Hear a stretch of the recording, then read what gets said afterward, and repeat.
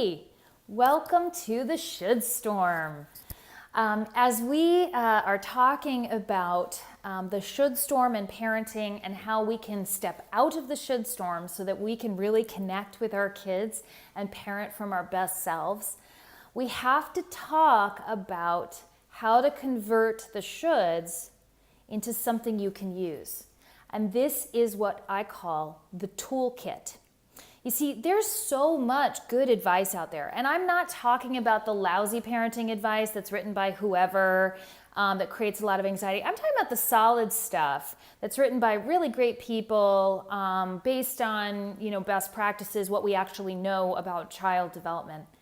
And that's the stuff that can become part of our should storm if we apply it the wrong way. So if I read that fabulous book on child brain development by one of my favorite authors, and I take it to heart as I've got to do it this way or I'm going to mess them up for life because I just read that passage on how doing that thing changes their brain, and oh my gosh, I'm done. That's it. The book is now useless to me because now I'm stepped into anxious over parenting, and that is going to burden me and my kids. So that is a no-go. What can I do instead? Well, instead, I can put that book in my toolkit. It doesn't get to be a should. It's a tool. And very likely that's what its author was after anyway. So, what about that great advice column I read on that thing with those 4 steps that are going to solve my kids' temper tantrums? That's not a should. I read a wonderful piece by a woman who had been a writer for, I believe, Parents.com for quite some time.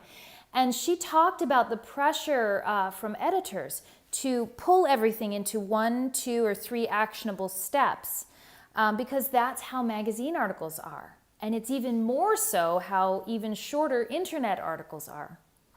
The problem with everything being pulled into small actionable steps is that not everything fits.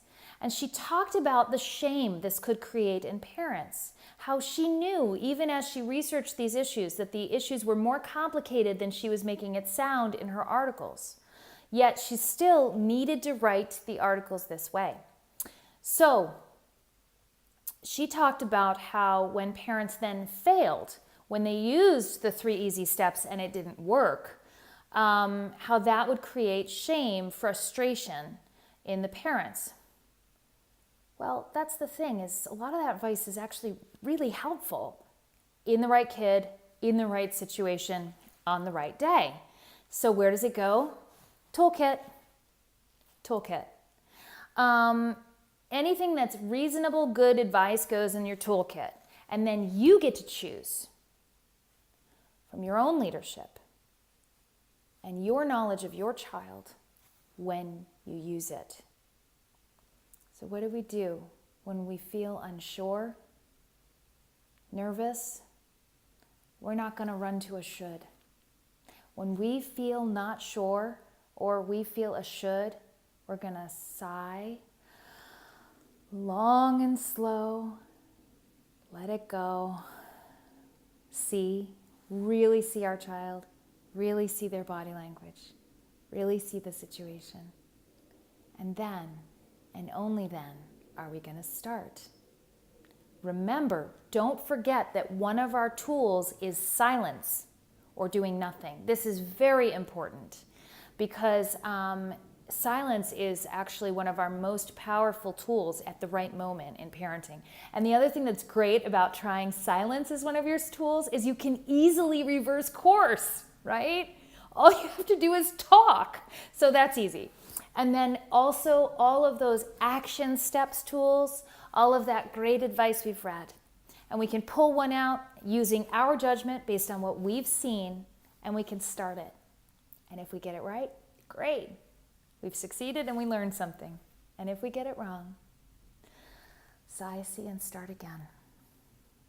The more we do it, guys, the more our kids trust us, because now they know that even if we mess up, even if we make mistakes, we're really there with them.